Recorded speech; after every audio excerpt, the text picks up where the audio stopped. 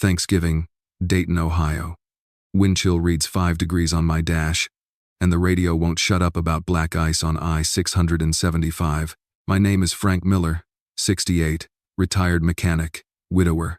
My late wife Martha used to say, "Family is who shows up." So I showed up. On the passenger seat, a brand new leather baseball glove for my grandson Ethan, and a folded copy of Martha's will in the glove box. Don't ask me why I brought it. Maybe because today I'm done letting people gaslight me about family discipline. Maybe because, if lines get crossed, I want paper-written evidence to end debates fast. My phone buzzes. Text, Mrs. Dorsey, neighbor. Blue house on Maple, heard shouting earlier. My Ring camera caught something on your daughter's porch. You okay? I type back with stiff thumbs. Thanks, Mrs. D. Save the clip. Time and date stamp matters. Snow breaks like salt on the windshield as I roll up to Julia's place, my daughter. Split level, tidy wreath, warm light swimming behind the glass. For a second, it looks like a Norman Rockwell postcard. Then I see him. VO. Tightening. Ethan, 18, smart kid. Long sleeves, no coat, jaw quivering so hard it looks like he's chewing nails. He's parked on the concrete stoop, knees to chest, frost crusting his hair. The front door is a glossy dark blue. The deadbolt is turned. Inside, laughter. A football game. Plates clinking. I kill the engine and step into the knife wind. Ethan, I say, low and clean like you talk to a skittish colt. How long? He won't look at me. His lips are the color of skim milk. I'm not allowed inside. By who? Todd. He whispers. Todd Bennett. My daughter's husband. A man who confuses control with love and calls it parenting. A garden variety narcissist with a suburban mortgage. I take off my old flannel jacket, Martha's favorite, on me and wrap it around his shoulders. Time and temp, son. I need numbers. He swallows.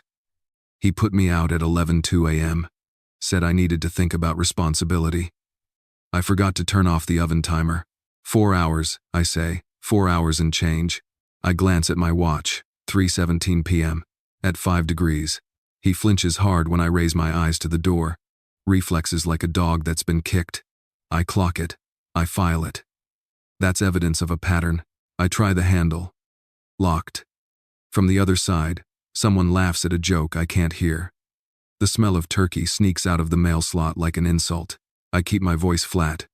Text your mom. He trembles. She won't answer. Text anyway. He thumbs his phone. Text Ethan, mom. Can I come in? Scene 3:18 p.m. No reply. All right, I say. My truck's got heat. Move. We sit cabside. I crank the blower to high. I hold his hands between mine until feeling returns.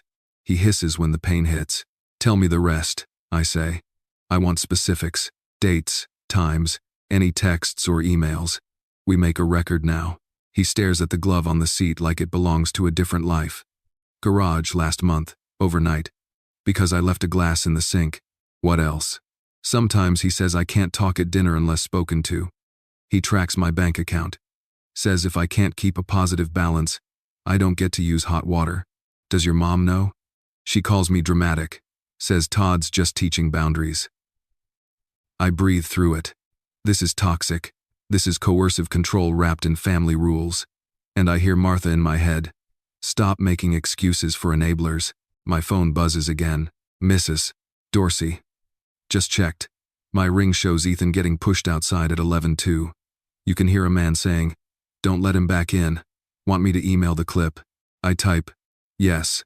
Subject line, Maple 11, 2 child endangerment. CC me. I look at the blue door. I think about Martha's will, the part where she wrote that if I ever doubted my judgment, I should ask what she would do, and then do it twice as loud. I think about the bank statements I saved for Julia when she married Todd, for your independence, kiddo, and how she never took them. Ethan's voice goes small. Please don't make it worse. When people challenge him, he hurts you. I finish it because someone finally should. That's not discipline. That's abuse. The cab heater roars between us like a jet. I watch his breath slow to something human. I dial Julia. Straight to voicemail. I call again. Voicemail.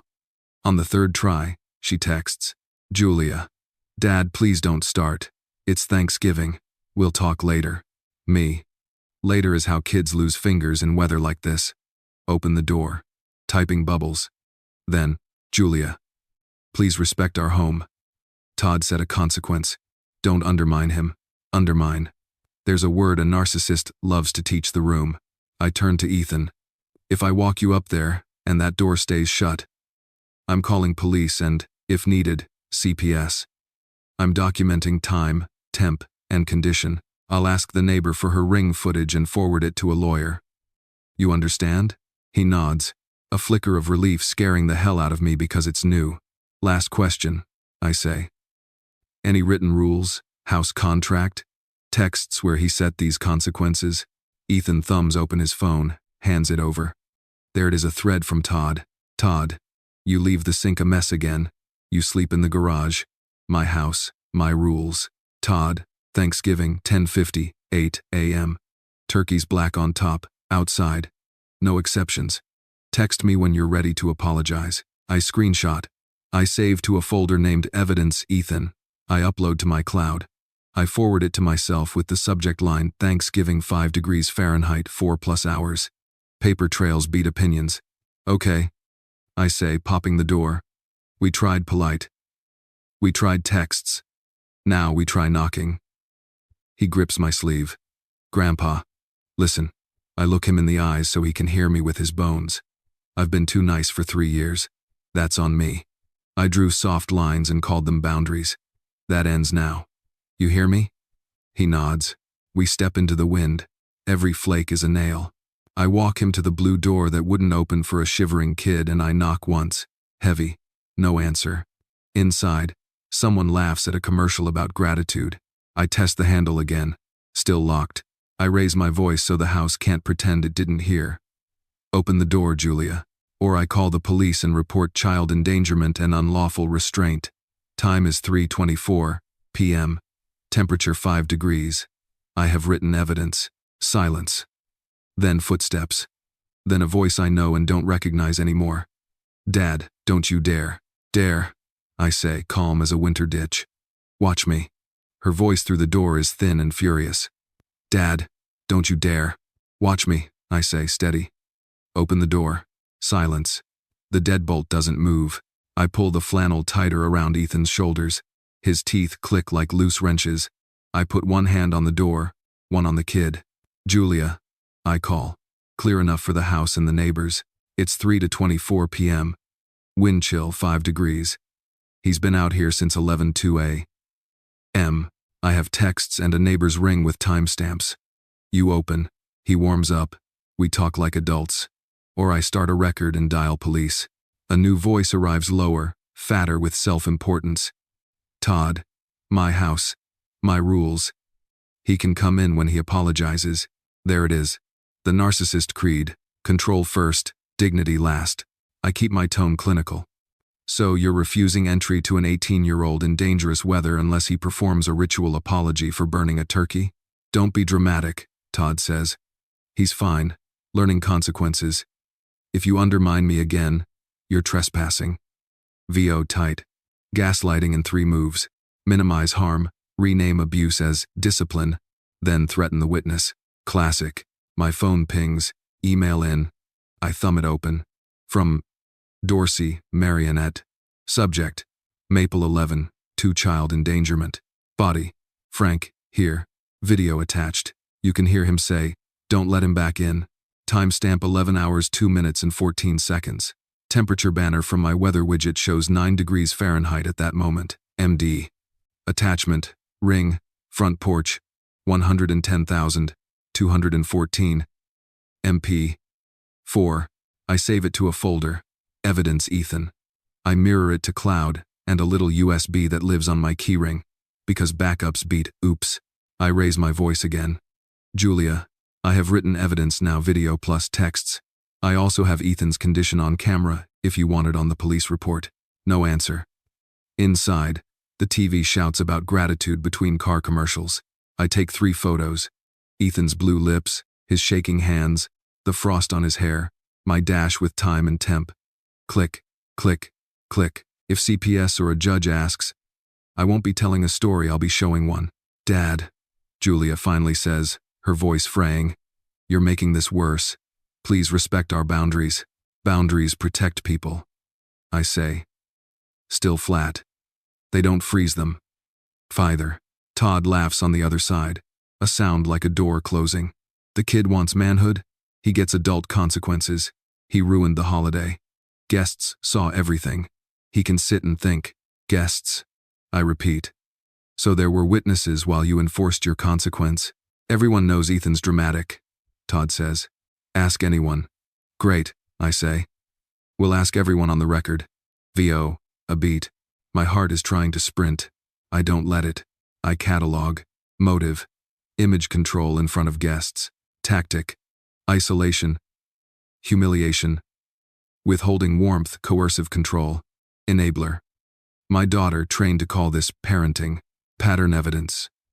Garage nights, talk bands, hot water tied to bank balance, paper trail, texts, ring clip, photos, dash temp, voicemail attempts, next step, warm the kid, formalize the incident log, then escalate by the book.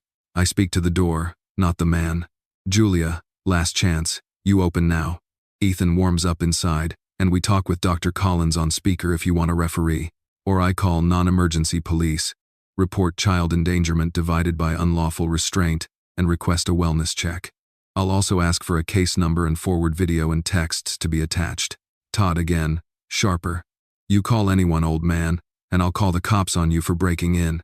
You already kicked our door once years ago, remember that? VO cold. There it is, projection. He's baiting me to go physical so he can flip the script. Not today. Julia, I say. Calmer than I feel. You know me. I brought you a bank account when you married him, remember? Your name only. Emergency fund. I kept the statements because you never used it. If you're afraid he'll cut you off, say the word, and you and Ethan sleep at my place tonight. I'll cover rent, groceries, whatever it takes until you're clear. That's what family does. Nothing. I hear a muffled clash of cutlery. Someone shushing a child. The house is doing what abusive houses do best, pretend nothing is happening at the door. I turn to Ethan. Back in the truck. 10 minutes of heat. Then we decide. He hesitates, eyes on the dark blue paint like it's a god. He'll make it worse. He already did, I say. We're done helping him win by playing quiet. We retreat to the cab. I crank the heat. I forward the ring clip to myself, add the photos, and send a single email to a fresh thread titled, Thanksgiving time divided by tempering divided by texts witnesses. In the body, bullet points, times, quotes, names. I CC myself twice, 2 addresses, 2 clouds. Paper beats charm. My screen lights with another text from Julia. Julia. Dad, please, I'm begging. Don't call anyone. We'll handle this as a family. You can come in if you calm down. Calm down is abuser script for comply. I send one line back. Open the door for Ethan first. 3 dots. Then nothing. Ethan watches me. I see the question he won't ask. Are you going to save me or just lecture me? I answer out loud. I've been too nice for too long. That ends today. I step out again. The wind tries to take my hat. I plant my boots on the porch, right where the Ring camera saw a boy pushed out at 11:02. Final notice. I say, voice aimed at the hinges. Open the door now, or I call police and report child endangerment. I will request officers to take statements. I will provide video, texts, and photos. I will also request a case number for follow-up with a lawyer. Time 3:31 p.m. Temperature 5 degrees. A pause, a whisper of movement. The deadbolt doesn't turn. From the other side, Todd's smile comes through the wood. Go ahead, Frank. Make your call. Let's see who the cops believe. VO, steel setting. Good. We'll show them. I step back into the truck. Heater on HI. Fan howling. I set the phone on the dash, hit voice memos, and say out loud so a future judge hears it clean. Incident log, Thanksgiving, Maple Drive, Ethan Miller, time 3:32. M. Wind chill, 5 degrees. Subject, locked outside since 11:02 a.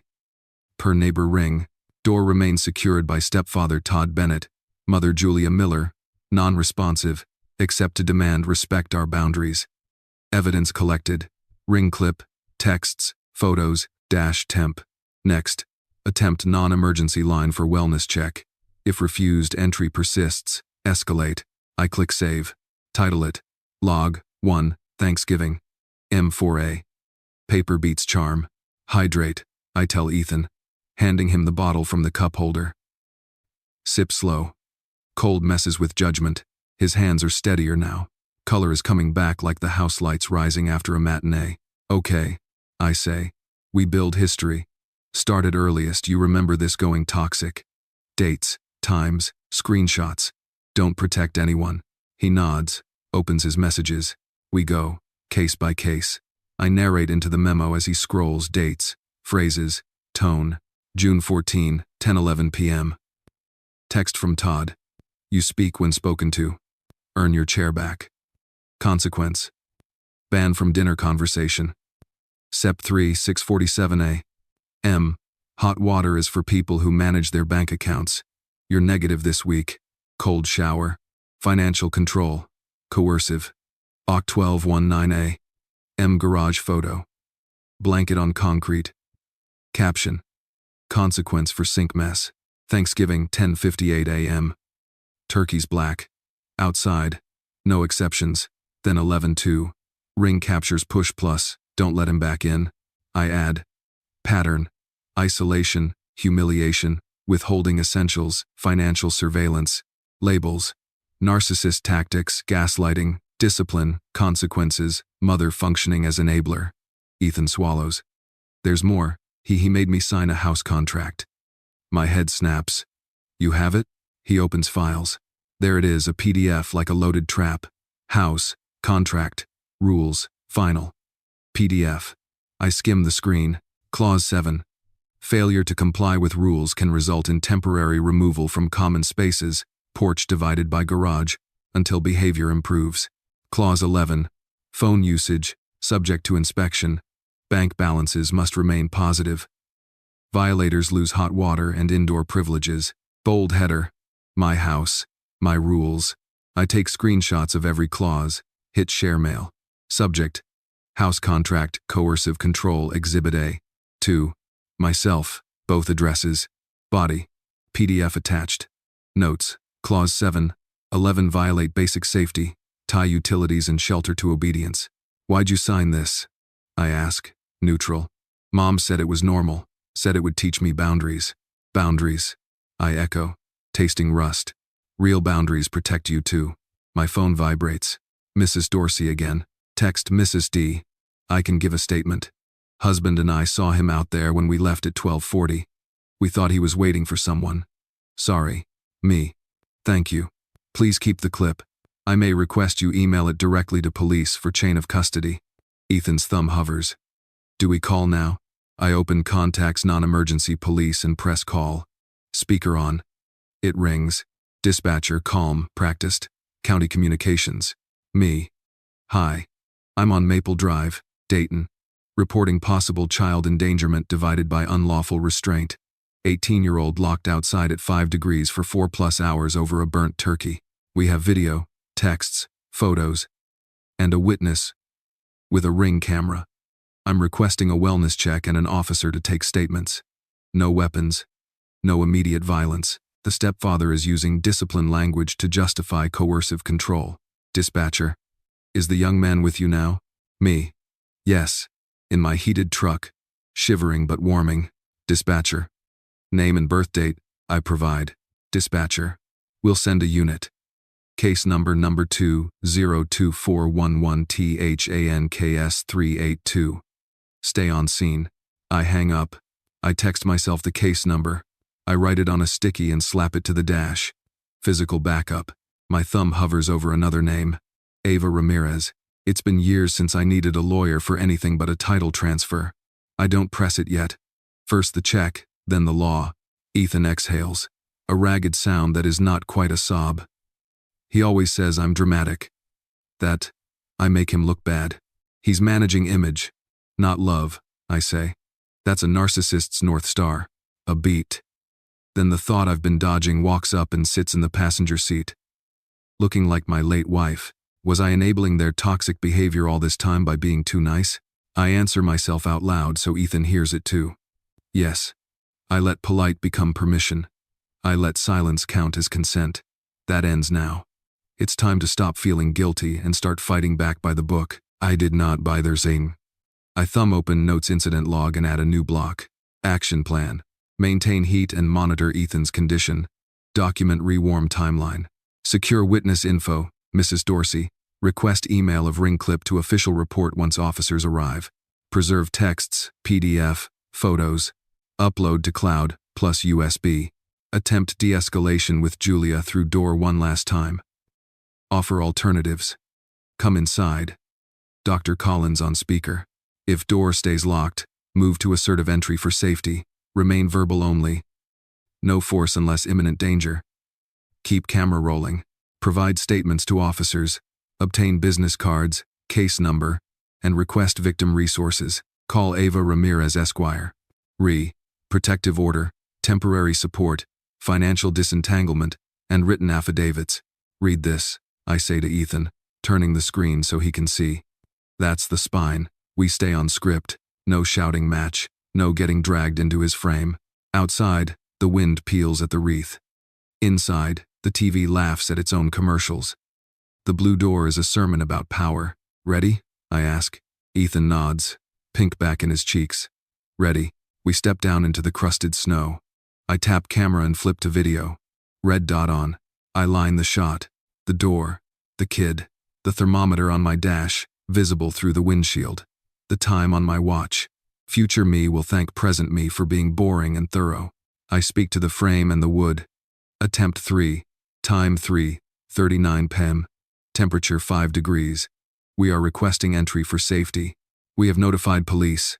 Case number 202-411-THANKS-382. We have written evidence. I knock, not gentle. The door absorbs it like a smug pillow. From inside, Todd tries one last script flip. Frank, walk away before you embarrass yourself. Embarrassment, I say to the camera, is when a grown man holds a holiday hostage to his ego. No answer, no deadbolt. Just the hum of a warm house pretending it's blameless.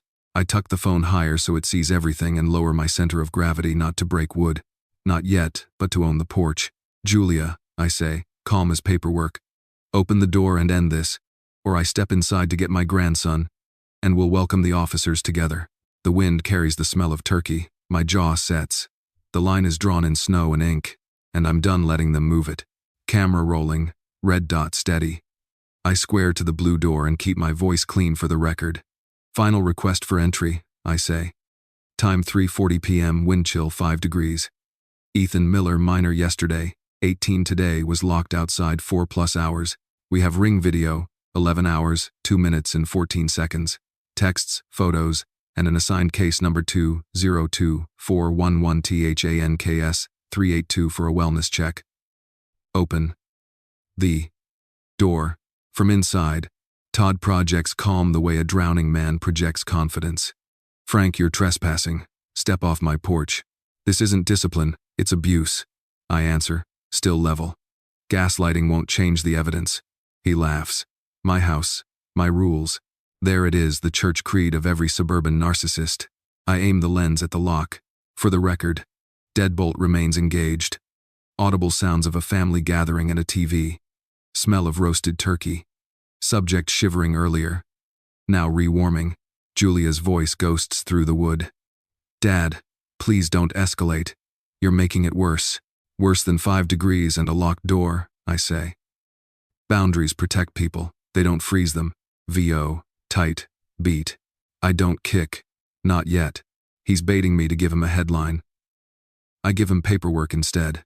Offer to de-escalate, I call out, loud enough for microphones and neighbors. Open the door.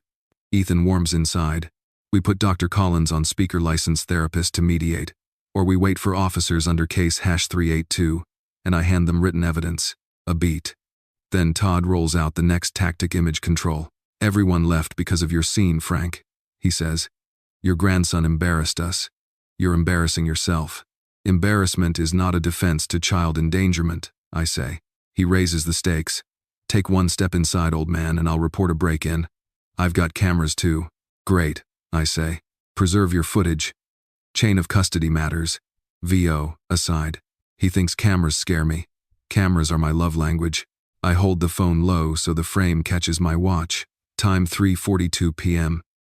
Attempted phone contact with Julia. 3 voicemails, 1 text thread. Offer of safe alternative housing and financial support restated. Offer rejected. Ethan stands behind my shoulder, color back, eyes locked. I want him to witness adulthood done right, calm, documented, unmovable. Okay, I say, stepping off the porch by 2 tiles to mark distance. We wait for blue lights. Todd's voice sharpens. Or we call first and tell them a crazy old man is harassing us, and the same mack it and bound. I shrug. He can't see it, but the camera can hear it. Do it. He does. I hear the muffled cadence of a 911 script through wood. Forced his way. Kidnapped danger. Trespass afraid, elderly but aggressive. He's laying the frame like drywall, messy and fast. I turn the camera on myself for 1 clean line. For the record, I am not attempting entry. I am not threatening anyone. I am preserving evidence and awaiting officers. Ethan is voluntarily with me in a heated vehicle. VO, low. He wanted me to kick. He wanted a headline. I want a case file. I step back to Ethan. Cab, I say. Heat. We get in. I angle the dash cam toward the porch and leave my phone recording on the dash, picking up audio through a cracked window. Ping. New email. From Ava Ramirez, Esquire. Subject. Quick consult protective orders and evidence. Body. Frank. Saw your voicemail from earlier months ago. If this is about Julia divided by Ethan, I'm available this afternoon. For immediate steps. Keep everything in writing. No forced entry unless imminent physical danger. Request police cards and incident number. Then call me.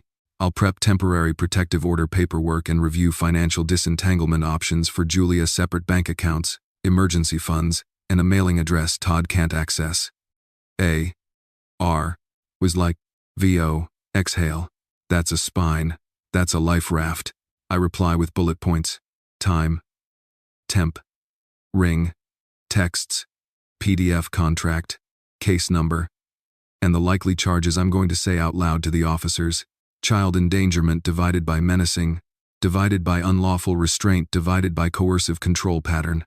I add 1 sentence. I'm done being nice. Ethan watches my thumbs fly. You know a lawyer? 2, I say. 1 for paper, 1 for people.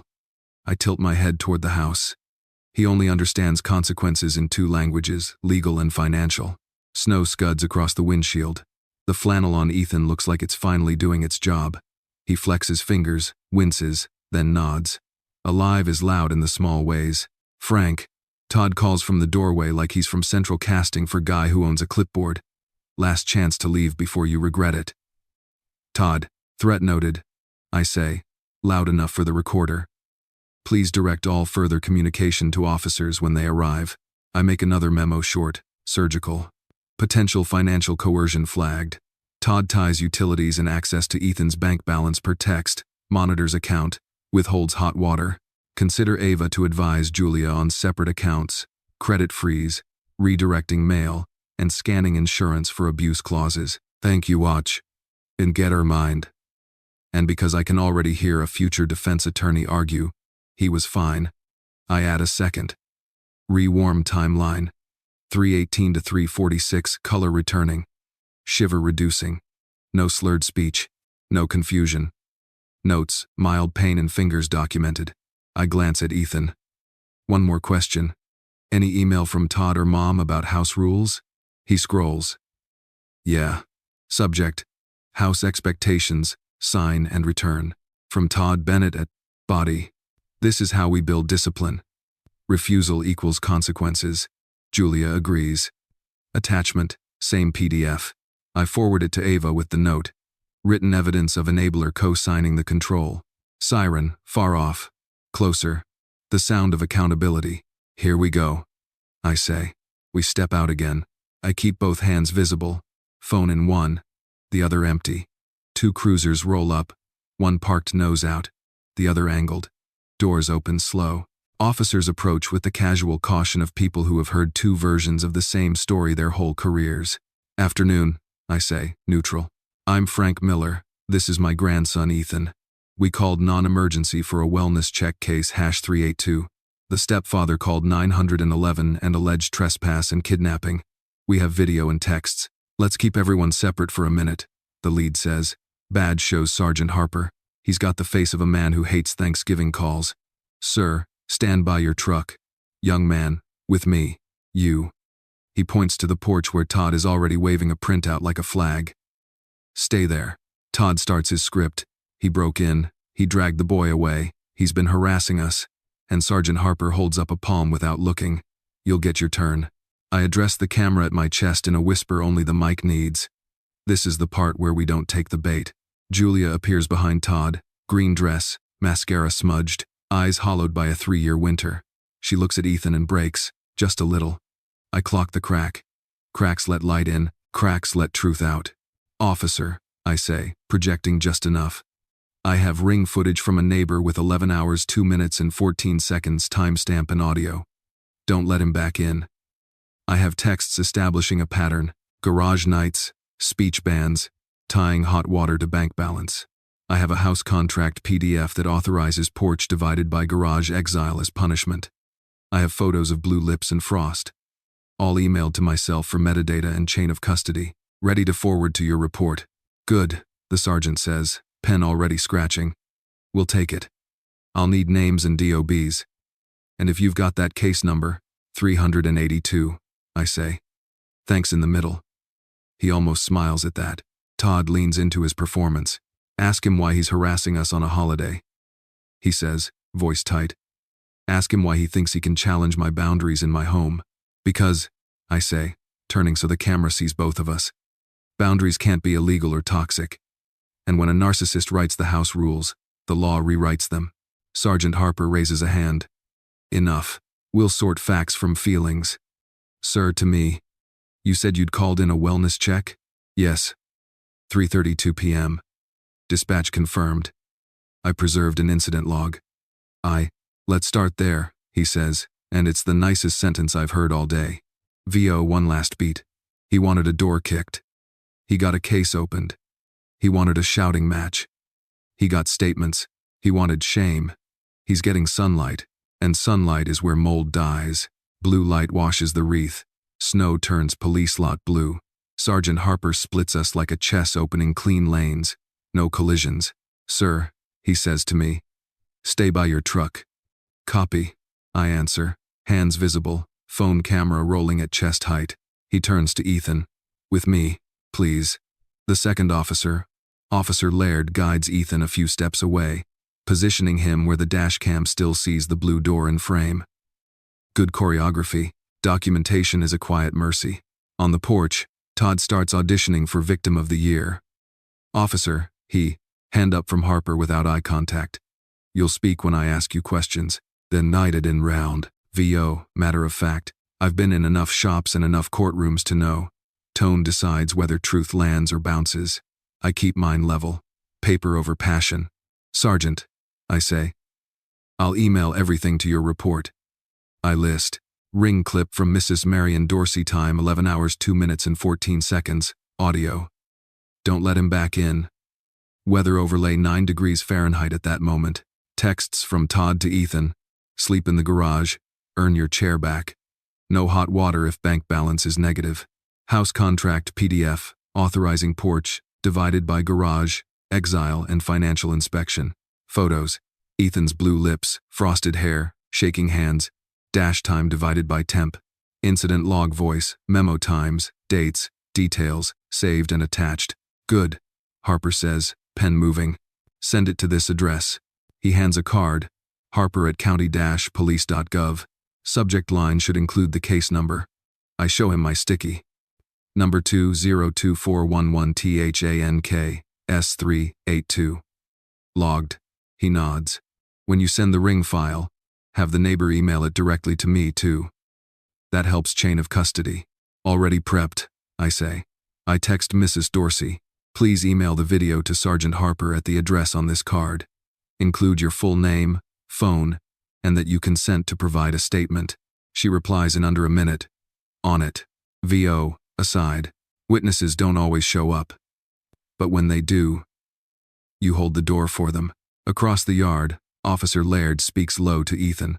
I can't hear the words, but I can read the posture, open chest, nods, the trauma-informed cadence they teach in the good academies. He's asking the right questions. Timeline, prior incidents, medical symptoms. Ethan points at the stoop, then the garage, then makes the small apologetic gesture of someone trained to shrink. Laird gently holds the air. I see you. That matters. On the porch, Julia hovers behind Todd, eyes swollen, dressed too thin for the cold. Enabler isn't an insult. It's a job description in houses like this. The paycheck is safety. The cost is truth. Mr. Bennett, Sergeant Harper finally says, pen-capped now. Your turn. Do you deny telling the young man to stay outside as a consequence? Todd lands on his script. I set boundaries. He ruined dinner. He's 18. This is my home. Was the door locked? Harper asks. Todd blinks. He didn't expect clean questions. Look. He could knock if, was, the door, locked. Silence swells like a bruise. Julia's mouth opens and closes. The truth tap is rusty. She swallows it down for now. Sergeant, I say, keeping my lane. I can forward the ring audio as soon as Mrs. Dorsey sends it. You'll hear the phrase, don't let him back in. The timestamp is 11 hours, 2 minutes and 14 seconds. I can also forward texts sent 10:58 a.m. ordering exile. That sequence matters.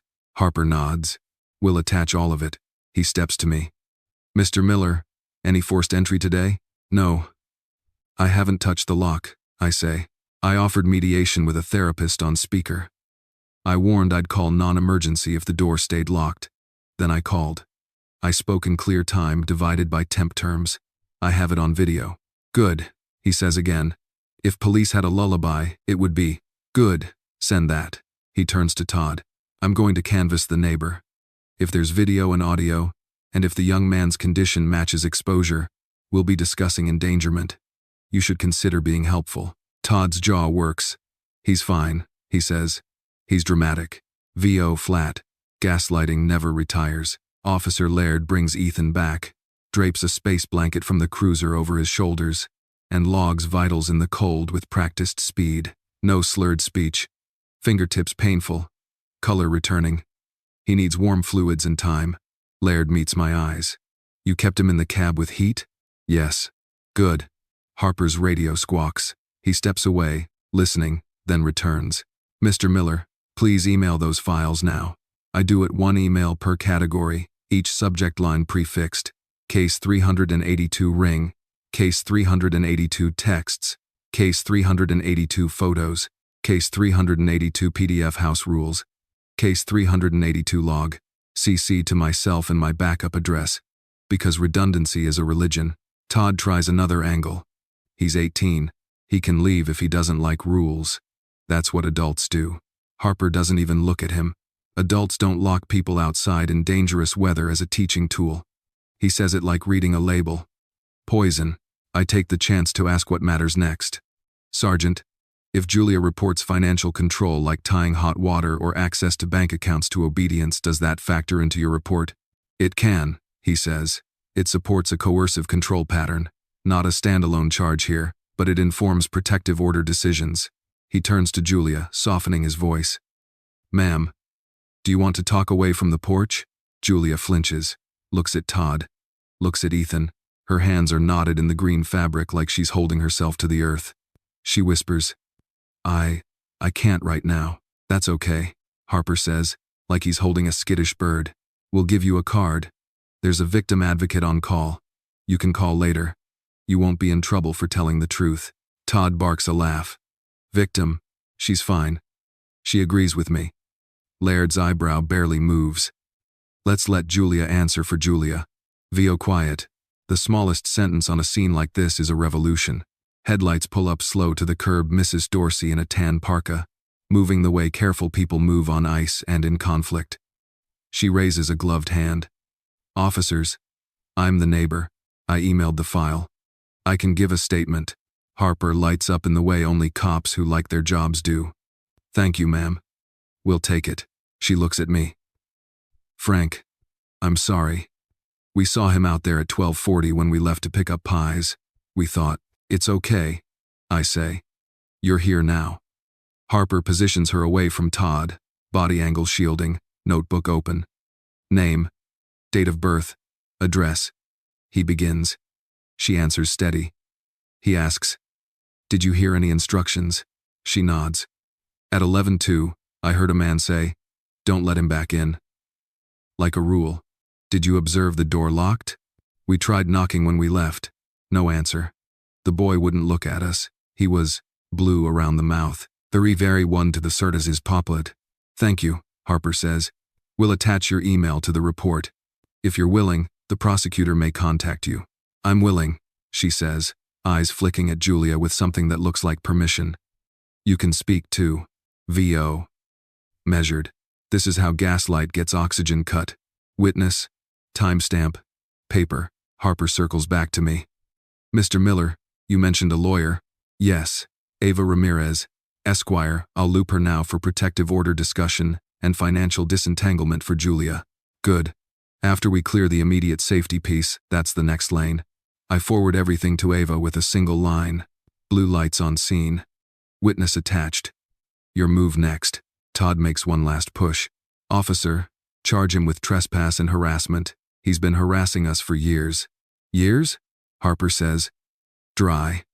That's interesting. He flips a page. You've documented prior police calls about Mr. Miller? Todd blinks again. I forget it. Harper lowers the notebook. Here's where we are. We have documented exposure of an 18-year-old for multiple hours in freezing weather. We have text messages prescribing exile as consequence. We have a neighbor's video with audio confirming an instruction to prevent re-entry. We have photos corroborating condition. You to Todd have admitted the rule was yours. Admitted nothing. Todd snaps. I said boundaries. They're hearted, not kano. Harper doesn't sigh. He just waits for the words to die. We will complete a report and forward to a detective and prosecutor for review. Based on what we have, I'm leaning toward child endangerment and menacing considerations, possibly unlawful restraint depending on statements. We'll also do a safety plan today. Todd scoffs. Safety plan? In my house? Harper turns to Julia again, tone like a hand on a shoulder without touching. Ma'am, would you like us to provide resources so you and your son can separate from the situation tonight? Julia is stone and soft at once. She glances at Ethan, wrapped in foil and flannel, at me, at the blue door that was her god and her jail. Her lips part, the sound doesn't come out yet. Not yet. VO. Foreshadow. Cracks are loud to people who listen. The flip is coming. Harper jots the final line on this scene's page. We'll give you each a business card with the case number. We'll stand by until arrangements are made. Mr. Miller, keep your recordings. Ethan, we'll check your hands again in 10. Mrs. Dorsey, don't delete anything. He looks at Todd like a man measuring a door frame. And you don't touch anyone. Don't touch the door.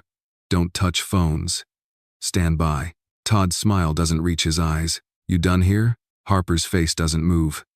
Not even close. VO anchor. Rising. The house wanted silence. It got a scene. The narcissist wanted control. He got procedure. The enabler wanted later. She's running out of later. Across the yard, Officer Laird finishes a radio call. Then shoots Harper a look that reads, "We have enough." And in Julia's eyes, for the first time in 3 long years, I see a decision waking up. Snow hushes the block. Sergeant Harper's phone chimes the kind of tone cops set for things that matter.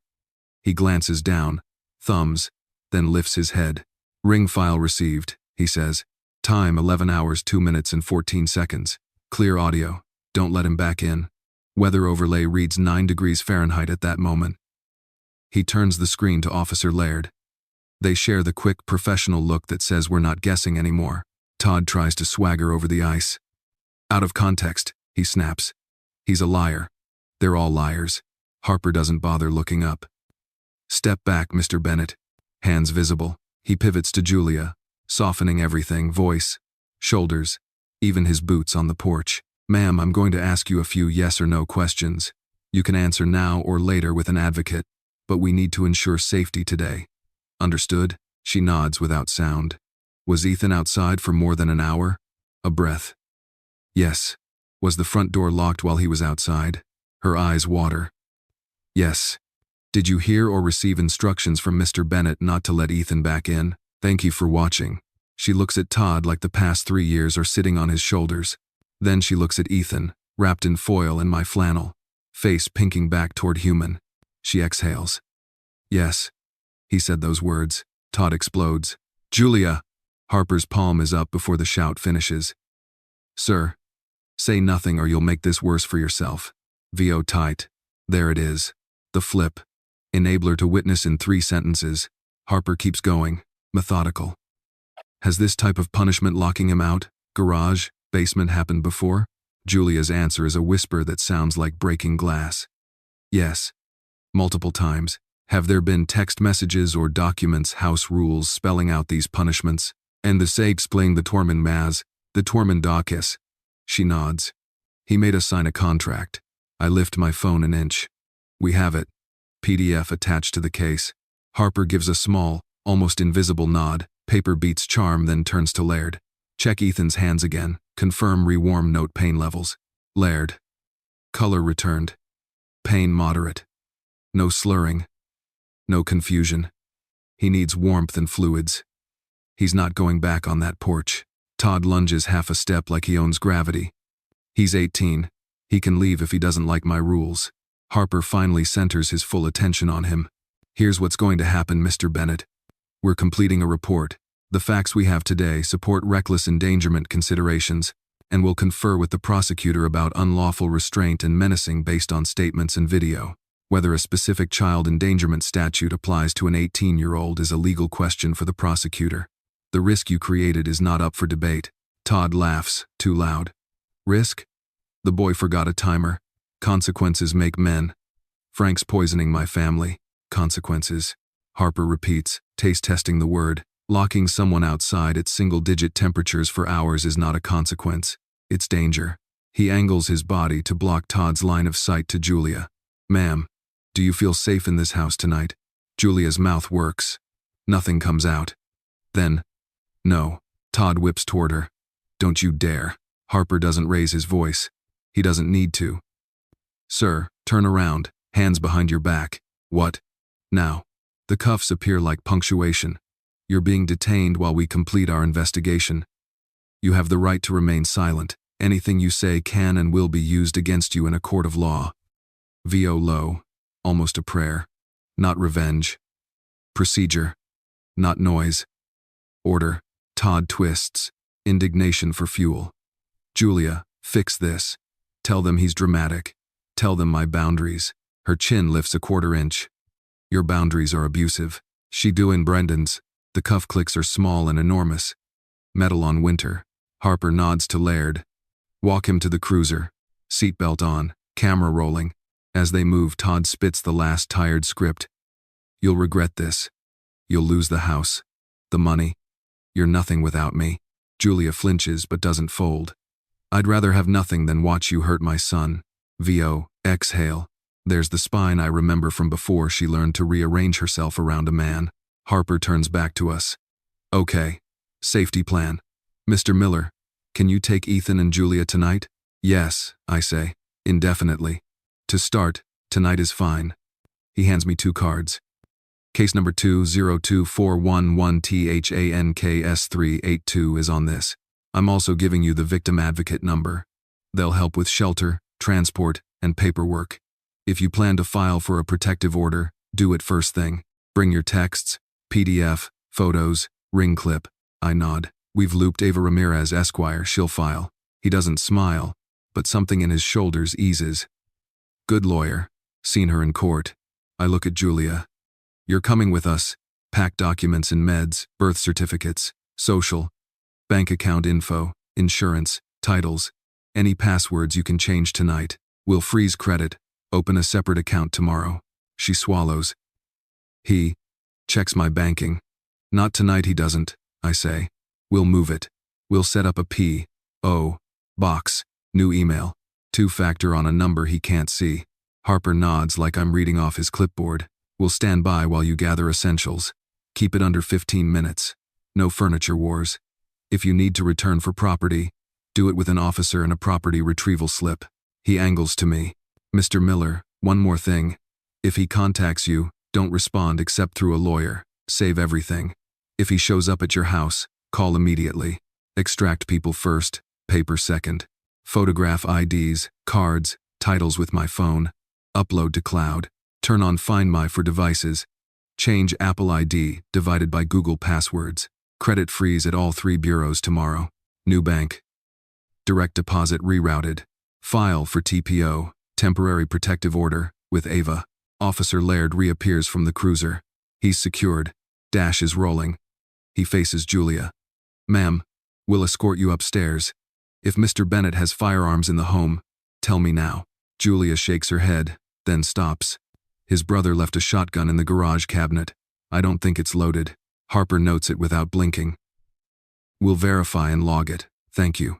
We go in finally through the blue door that was a sermon about power. Past a table set for a holiday I don't recognize anymore. The warmth slaps my face. My flannel slides off Ethan's shoulders. I tuck it under his arm like a flag we're keeping. Julia moves like someone walking through a museum of her own choices. In the kitchen, the oven still blinks 12 like an idiot witness. The turkey is picture perfect, an exhibit no one needs. Harper posts at the bottom of the stairs. 15 minutes. We climb. Ethan's room is a closet in all but name. Twin bed, no heat register, a window that leaks winter. He stuffs clothes, laptop, school binders into a duffel. I pull his birth certificate and social card from a shoebox, because some part of me always hoped she kept them together. She did. Martha would have been proud. In the primary bedroom, Julia grabs a small jewelry pouch, meds, and a folder of statements she kept, because some part of her didn't trust the story she was living in. I take quick photos of the house contract on her nightstand. She looks at me. Wrecked. I'm sorry. Save sorry for after sleep and safety, I say. Right now we walk. We pass the basement door. My hand finds the knob without thinking. Cold air sneaks through like a confession. Ethan's eyes flick to it, then away. I don't open it. Not today. We have enough. Back in the foyer, Harper signs 2 small slips and hands one to Julia. This is your incident number and my card. If you need to return for property, call dispatch and request a civil standby with this case. He looks at me. If Mr. Bennett is released and shows up at your residence, call. Don't open the door. Don't argue on the porch. We step into the cold again, our cold, not his. The cruisers hum. The wreath glows. Mrs. Dorsey stands at the sidewalk like a lighthouse in boots.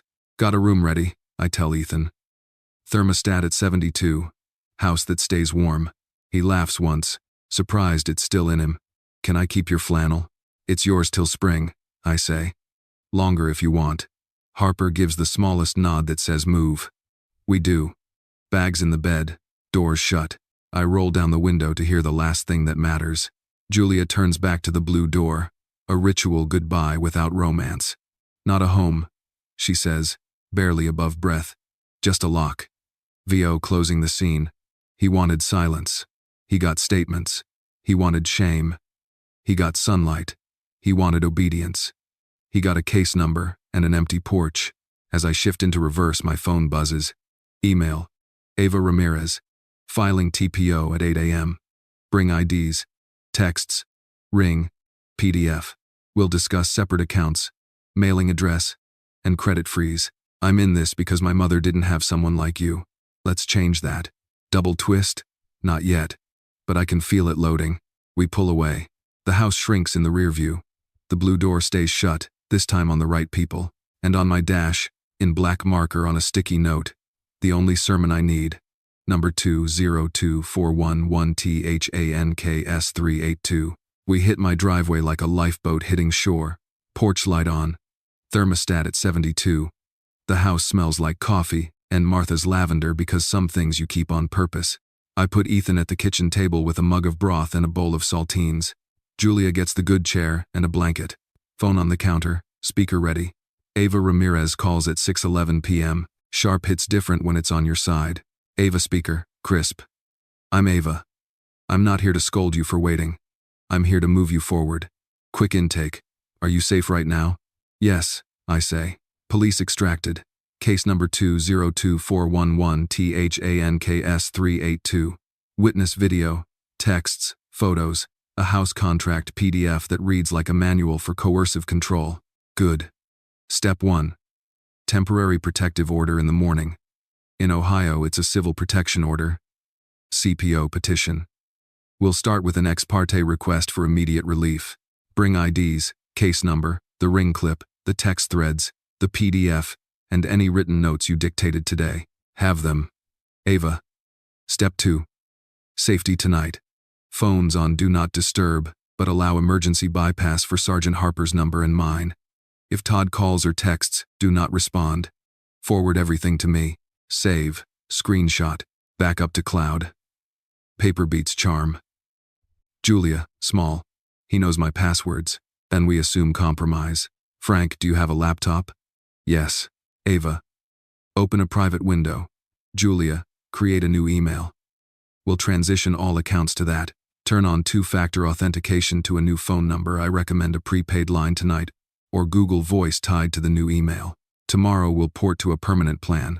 I'm already typing. New email made. 2FA on. Google Voice set to ping a device Todd can't sniff. Ava. Step 3. Money.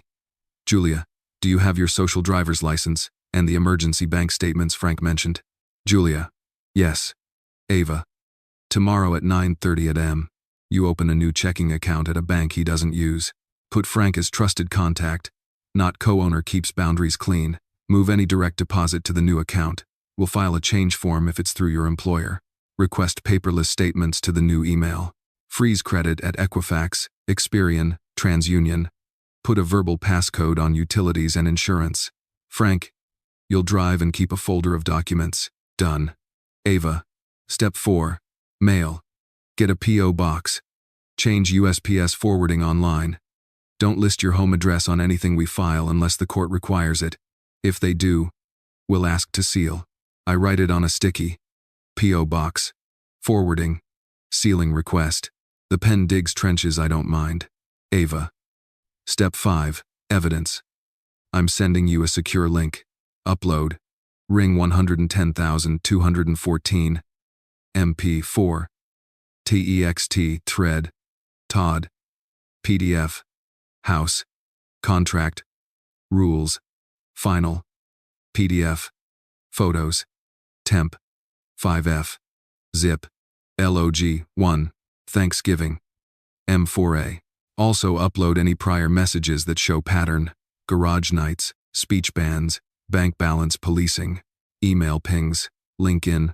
I drag and drop like I'm emptying a basement into the Sunday. Ava. Step 6. Affidavits. Tonight, each of you writes a sworn statement. Julia, Ethan, and Frank. First person. Dates, times, quotes, feelings only as context. Facts carry the load. We'll notarize tomorrow in my office or at the courthouse. Ethan. You want me to write it now? Ava. Yes. Keep it simple. On date, at time. Todd said X. Consequence, Y. I was outside for duration. Temperature reading. Attach screenshots. Don't argue. Show. VO, aside. This is the opposite of how narcissists fight. No noise. Just receipts. Ava. Step 7. Therapist. I'm looping Dr. Lauren Collins. She's trauma-informed and will do a telehealth intake tonight if she can. Courts love safety plans documented by clinicians. More importantly, you need it. Text Dr. Collins, available at 7:30 p.m. Send video link. Ava. Great. While we wait.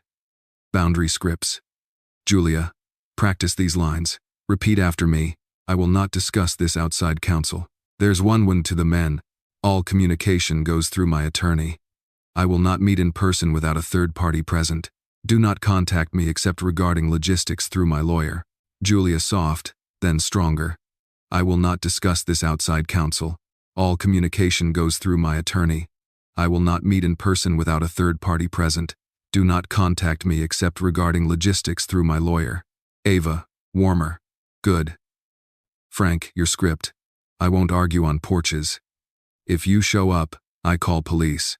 If you text, I archive and forward. You'll hear from counsel. I say it like torque specs. I won't argue on porches. If you show up, I call police. If you text, I archive and forward. You'll hear from counsel. Ava. Ethan, you're 18. You get your own lane. Script for you. I'm not discussing this. I'm safe. All future contact through my grandfather or our lawyer. Also, tomorrow we'll talk FERPA and college records so Todd can't sniff your grades or housing. Ethan nods, steam rising from his cup like hope you can see. VO quiet self-audit. It hits me how close I came to giving Todd the headline he wanted. One kick, one shove, one bad minute and I'd be the story. I let nice be my hobby while evil made a routine. That hobby's over. Ava, 2 more items. Firearms? You mentioned a shotgun in the garage. I will ask the court to include no weapons language in the CPO. And devices. Julia, turn off location sharing with Todd. Ethan, same. Disable family sharing he controls. New Apple ID, divided by Google, if necessary. If he has your iCloud creds, sign out everywhere and rotate passwords. We do it live on speaker. Find my shows no tag on Julia's phone now. Location sharing. Off. Family sharing. Left. Passwords. Rotated to things Todd will never guess because he never learned Martha's favorite baseball team. Ava. Good. Now outreach. I'm texting you a victim advocate contact and a domestic violence hotline. Sometimes prosecutors move faster when an advocate has already opened your file. Also texting a checklist for morning. Court clerk counter. What to ask the bailiff. Which forms to pre-fill. Ping. Ping. My phone turns into a command center. I like it that way. Ava softens a shade. Julia, you're going to want to apologize to everyone tonight. Don't. Shame is the tool he left behind in your pocket. Put it on the counter. Walk away. Julia tears, then a thin smile. Copy. VO, noting the clock. 7:27 p.m. The link from Dr. Collins lands. We prop my laptop on a stack of old Chilton manuals like it's a pulpit. Therapy deserves respect. Dr. Collins, on video, calm, grounded. I'm Lauren. Tonight is triage. We'll build a safety plan and a beginning nervous system plan so your bodies won't punish you for doing the right thing. She asks Ethan to rate pain in fingers, Julia to describe where fear sits in her body. Ethan says, fingertips and jaw. Julia says, stomach and throat. The doctor has them put a hand where it hurts and breathe until the hand warms. She gives them grounding exercises that don't feel like homework. Look around. Count 5 blue things. Name 3 sounds. Press feet into the floor until you feel the floor press back. Dr. Collins, boundaries are not ultimatums, they're physics. If you do X, I will do Y. You've started that tonight. Good. They did broke to the shable. She builds the night plan. Phones face down. Ringer on for police only. No social media posts. No detailed texts to friends that might leak. If Todd appears, no engagement. Call police, state the case number. Keep doors locked. Tomorrow. CPO, filing with Ava. Bank, credit freeze, PO box, utility passcodes. Daily for a week. Hydration, protein, 20 minutes outside in daylight, and 3 check-ins without talking about Todd. Dr. Collins to me. Frank. Caretakers burn out. Put a chair on your calendar tomorrow where you sit for 10 minutes and do nothing. That's not selfish. That's maintenance. I want to argue. I don't. Copy. And the den writer. VO. The files land. Ava emails drafts petition for civil protection order. Affidavit templates. Intake form. Fill the blanks. Don't pretty it up. Her note says. Pretty is for cards. Court likes clean. We feel like we're bailing water from a boat, and the rain has agreed to pause. Time warps. At 9:02 p.m., we sign digital affidavits. IQ print copies for wet signatures in the morning. Ava, final pass on speaker. 2 reminders. 1. No porch arguments. 2. If he apologizes, remember apologies are strategies in these dynamics. Measure behavior, not words. Understood, I say. She hesitates just long enough for an extra sentence to matter. I took this case fast for a reason. I'll explain after we file. For tonight, hear me. You did the right thing. Keep doing the next right thing. The call ends. The kitchen goes back to being a kitchen. The house hums like a machine that wants to live. VO closing beat. I walk Ethan down to the basement we finished last spring. Heat. Windows. A door that locks from the inside because privacy is not a prize. It's standard. He stops at the threshold, touches the frame like it might disappear. It doesn't. Upstairs, I hand Julia a clean notebook. On the first page I write, In a block a mechanic can trust. I will not let fear set my boundaries. She stares at it like a sunrise. Maybe it is. I pour myself coffee decaf because I promised Dr. Collins I'd try. I set tomorrow's stack by the door. IDs, case number sticky, flash drive, printed petitions, a folder labeled evidence big enough even a judge can read from across the room. The clock clicks 10:11 p.m. It's quiet in a way that doesn't feel like denial anymore. It feels like recovery. And somewhere in a different quiet, I know Ava is still at her desk, sharpening something that looks a lot like justice. By 7:35 a.m., I've got the stack by the door IDs, petitions, flash drive, the folder screaming evidence. Ethan eats eggs like they matter again. Julia ties her hair like a woman going to work, not war, which is exactly the point. We hit the courthouse at 7:58. The clerk's window opens at 8 on the dot. Ava Ramirez is already there, dark suit, flats built to run, a binder with our name on it. Ava in person, clipped but warm. Good. We file ex parte first, ask the judge to issue a temporary civil protection order today. That gives us teeth. No contact, no proximity, no third-party messaging, no firearms, and a directive that Julia and Ethan can retrieve essentials with police if needed. We'll list specific addresses to protect and ask for email-only service through counsel when possible. We sign. She flips pages where judges sign. The clerk stamps with a thunk that sounds like physics finally agreeing with morals. Clerk, judge will see you in 20. VO aside. 20 minutes is an hour when you're holding 3 years in your hands. My phone buzzes. Email subject. Additional footage. From Mrs. Dorsey, body. Frank, our HOA security camera across the cul-de-sac, caught the front walk at 11:11:5. You can see Todd's arm block the door. I sent it to Sergeant Harper too. Attachment, HOA cam 1101. MP4. Twist has shown, extended, not just audio now. Angle 2. The house taught cameras to lie. The neighborhood taught them to corroborate. Ava reviews the clip on my phone, eyes tracking timecode. Perfect, she says. We'll reference multiple sources, ring with audio, HOA with visual, and your photos for condition. Judges like patterns from different angles. It shuts down the word context. The bailiff calls us. Small courtroom, heavy quiet. The judge wears the face of someone who has heard every story and still listens. Ava does the talking like she's laying tile straight lines. No gaps. Ava, Your Honor, we're requesting an ex parte civil protection order for Julia Miller and Ethan Miller against Todd Bennett. We have video, audio, and visual. Texts, a written house contract authorizing exile to porch divided by garage, and an officer report under case number 2-02411-THANKS382. We're asking for no contact, no third-party contact, stay away, workplace protections, firearm surrender, and permission to change locks if necessary. She slides the ring printout, the HOA thumb still image, and the text thread highlights across to the bailiff. Judge, to Julia, do you fear further harm or retaliation? Julia, steady enough. Yes. Judge, to Ethan, do you want the court's protection? Ethan, yes, Your Honor. The judge signs. Thunk. The order exists now, ink that makes space. VO relief, but sober. Not revenge. Boundaries with penalties. We step into the hall. Ava is already dictating into her phone. Serve the CPO via sheriff and certified mail. Flag for firearm surrender verification. Calendar a full hearing in 2 weeks.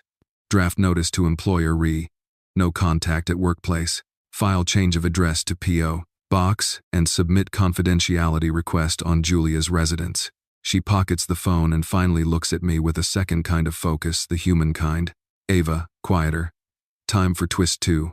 I brace without meaning to. She half smiles at that. Ava, I took this case fast because when I was 15, my mother married a man like Todd. He called it discipline. He weaponized money.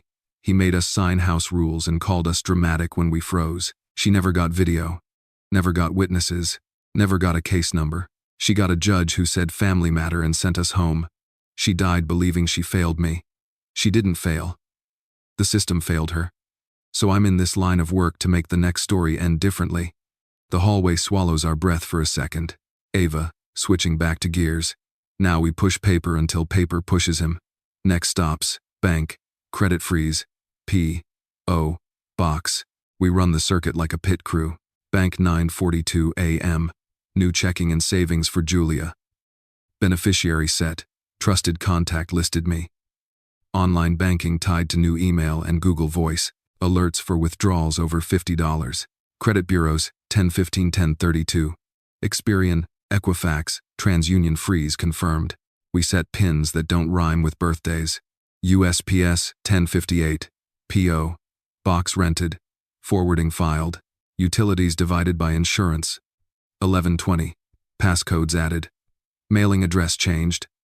A cheerful rep says, "We see this more than you'd think." I believe her. Every clerk who stamps a form becomes part of the story's spine. Even the bored ones are bricks. At noon, Ava ducks into a side room to take a call from Sergeant Harper. She returns with one eyebrow raised. "Ava. Update. The prosecutor wants the HOA footage and ring-in original formats for metadata. Mrs. Dorsey already sent hers good neighbor. Harper's also adding menacing language based on Todd's 'you'll regret it' line and posture yesterday. They'll attempt service today. If he violates the CPO, call 911, cite the order number, and start a new report. Ethan. What if he texts from a different number? Ava. Screenshot, archive, forward. No response. Violations are gold in court. She pulls 3 affidavit templates from the binder. Sign these wet now under oath. It locks timeline, verbiage, and memory before fear edits it. We sign. She slides them back into the binder like evidence in a museum that finally labels the monsters. Julia, to Ava, hesitant. What if he says he's sorry? Ava. Then we thank him in our heads and enforce the order with our hands. Behavior over apology, always. Could not decree. VO. A beat of clarity. That's the line I wish I'd learned at 30. Phone buzz. Text unknown. Number. Tell your grandpa to answer his door. We need to talk like men. I hold it up. Ava doesn't blink. Do not reply. I'll send a cease and desist template. If he shows up, call 911 and read the CPO number off the top. Don't open the door. Don't argue on the porch. We breathe. The day keeps happening because days are rude that way. Back at my kitchen table by 2:10 p.m. Ethan finishes his affidavit and a sandwich like a kid who remembers hunger is optional.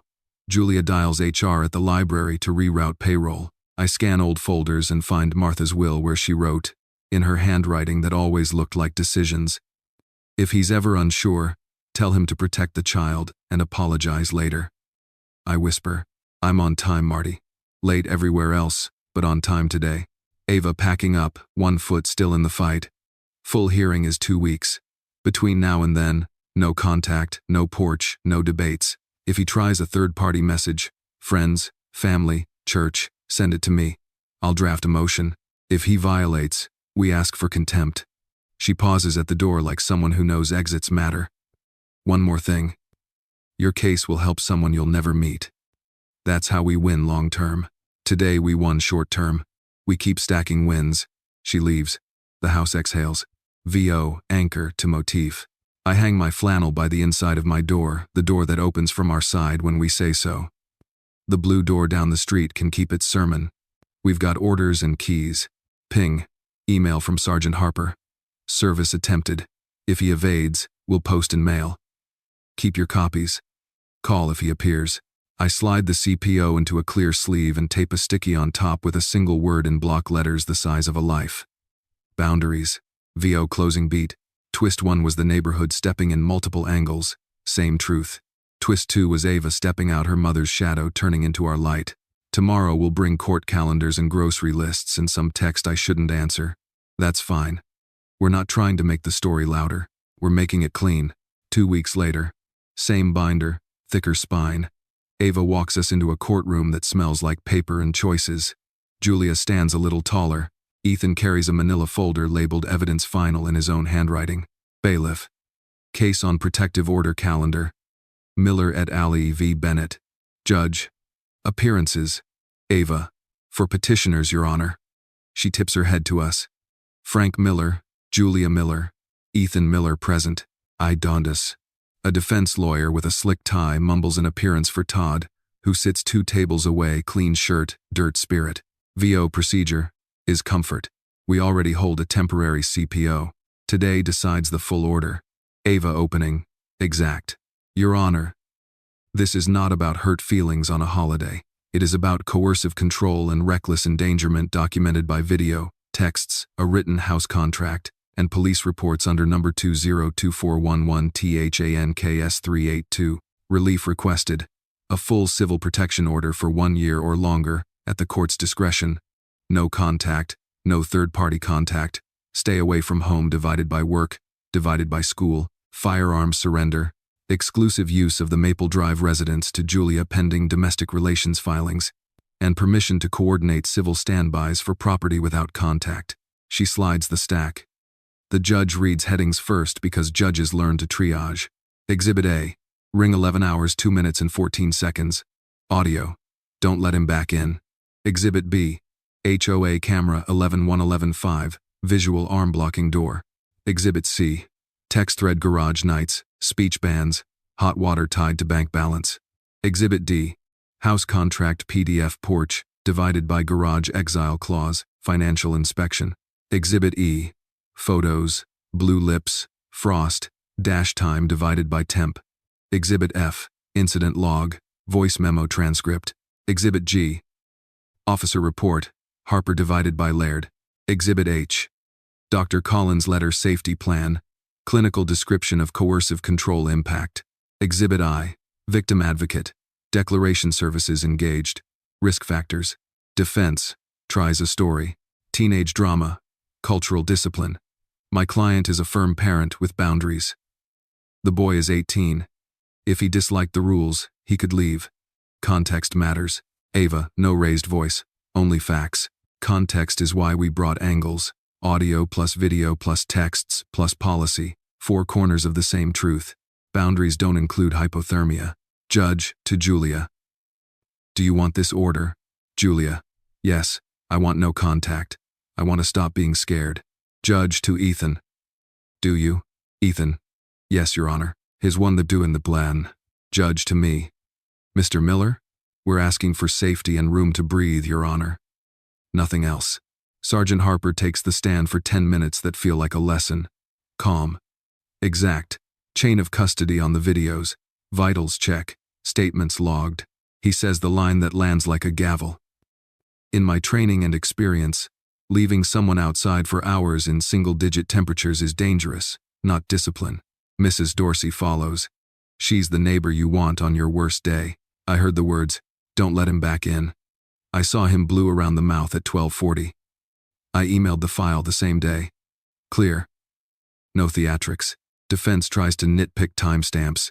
Ava points to metadata receipts in the exhibits. Defense waves. Cultural norms. Ava points to Ohio weather. We all look at the judge. The judge looks at the thermometer in our photo. VO quiet. The court doesn't need our anger. It needs our order. We brought it. Judge ruling, steady. Petition granted. The court issues a full civil protection order for 2 years. No contact, direct or indirect. No third-party contact. Respondent shall remain 500 feet from petitioner's home, workplaces, and educational settings. No firearms, and surrender of any firearms to the sheriff within 24 hours with proof filed. Exclusive use of the Maple Drive residence to Julia Miller until superseded by a domestic relations order. Civil standby allowed for property retrieval. Violation subject to arrest and contempt. The court finds the pattern of conduct constitutes coercive control and created unreasonable risk. Paperwork to issue today. Thunk. Pen to order. The air changes. VO, not triumph relief. Not revenge. Structure. The thing that holds roofs up. After, in a hallway that forgets to breathe. Ava ticks boxes. Sheriff gets a copy. Service confirmed. We email the CPO to HR at the library and to Ethan's college, housing with a FERPA consent, so they can note no contact at campus. Dr. Collins schedules weekly sessions. Her letter goes into a calm folder called Care, not Evidence. We file domestic relations intake for Julia initial petition for divorce drafted, with a request to maintain status quo on utilities and assets. Temporary support hearing calendared. Ava coaches the email to utilities. Per court order, do not grant access or changes without verbal passcode. VO, one more adult chore. We stop by the college. Ethan meets student services, signs a form to lock down records, sets a housing note. No release of room info to Todd. It takes 8 minutes to build a wall that should have existed by default. 8 minutes well spent. Later that week, Sergeant Harper calls. Prosecutor filed menacing and endangering charges. Arraignment pending. Your file made it easy. His voice holds what passes for praise in his job. No extra words. Ethan gets an email with good news I didn't know a computer could carry. An academic grant opened mid-year. We saw your circumstances. The note says, consider this a bridge. He prints it and tapes it above his desk like a passport. Julia starts payroll to the new bank. Her first direct deposit hits 7 days later at 8:03 a.m. I watch the notification. People talk about relief like a river. It looks more like a page loading without error. Dr. Collins has us rehearse boundary scripts again. Not ultimatums, physics. She reminds us, if you do X, I do Y. I add it to the whiteboard over my workbench. Torque specs for life. Ava files a notice with the court after Todd tries a third-party stunt cousin texting. He's sorry. We forward. Motion to enforce goes in. The court warns him on the record. The cousin stops texting. At home, small things change first. Ethan sleeps without listening for footsteps. Julia cooks eggs without shaking. I stop checking the door twice because trust is the new lock. On a Friday, a HR email pings Julia. Todd was let go from the supermarket after the story seeped into aisles. There's no joy in it. Only arithmetic actions, consequences. VO closing this chapter, not the book. In the mailbox, the court-certified copy of our CPO arrives. I slide it into a transparent sleeve and place it next to the phone with a sticky tab that says, read this number. The order ID. Big as life. That's not decoration. That's infrastructure. We don't toast. We set the table. 3 plates. 1 seat left open because Martha taught me rituals you keep. Ethan passes the salt and laughs at something dumb on TV because he can. Julia breathes like oxygen is free again. I drink coffee that tastes like quiet. The blue door down the street is someone else's problem now. Ours opens from the inside. On purpose. Every time. Not revenge. Justice. Not fireworks. Paperwork. Not a punchline. Boundaries that hold. Spring shows up like it has a key. The snow melts off the gutters. Cardinals argue over the maple. And my thermostat stays at 72 because home is supposed to be warm without asking permission. Ethan spreads textbooks across the dining table that doubles as command center. The grant from the college hit, plus a small campus job in the machine shop. He keeps a copy of the CPO order number taped inside his laptop habit. Not fear. At night he practices guitar with a kid named Jake who laughs loud and doesn't ask history questions he can't hold. He sleeps with the window cracked, not because he's listening for footsteps, but because fresh air is finally just air. Julia wears a new lanyard from the library and a face that fits her again. Direct deposit lands in the new bank. Credit freeze stays put. Utilities answer to a passcode only she knows. On the fridge, under a yellow magnet. She keeps a half sheet that says boundary scripts, all communication through counsel, no porch arguments.